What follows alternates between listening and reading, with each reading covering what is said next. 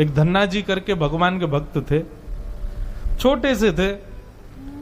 घर में संत आए, संत शालिग्राम भगवान की सेवा करते थे। अब धन्ना जी बैठ करके देखते थे और देखते ही बड़े खुश होते थे।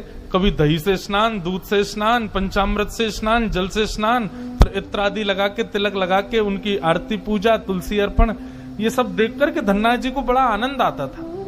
अब भले ही खेल के रूप में सही, धन्ना जी को बड़ा मन लगता था उसमें।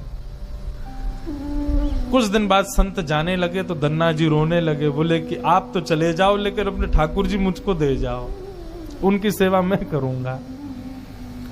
अब तो इतना रोए, इतना रोए, इतना रोए धन्ना जी कि संत का निकलना मुश्किल हो गया।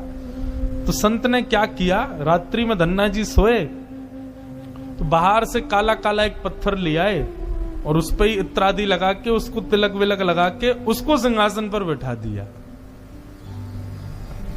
और अपने ठाकुर जी को नीचे बैठा दिया। धन्ना जी सुबह बोले, संत जी आप मत जाओ, छोटे बालक। संत बोले, अच्छा देखो, अंदर आओ मंदिर में। मंदिर में गए तो बोले, देखो वो तो सिंहासन पर ठाकुर जी बैठे और नीचे हमारे ठाकुर जी बैठे, बताओ तुमको कौन से चाहिए। धन्ना जी बोले, मैं तो सिंहासन वाले लूंगा, बड़े वाले ठाकुर जी मेरे।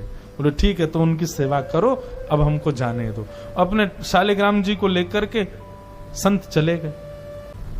अब धन्ना जी उस पत्थर की सेवा करते हैं, असली शालिग्राम तो संत अपने संग ले गए, लेकिन धन्ना जी इतने भाव से सेवा करते थे।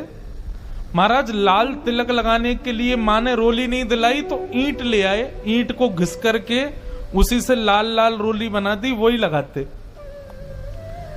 भोग धराने के लिए फल तोड़ लाते। मतलब सेवा की व्यवस्था नहीं होती थी तो धन्ना जी कैसे ना कैसे करके करते थे। छोटे से बालक हैं, खेल खेल में सेवा करते थे।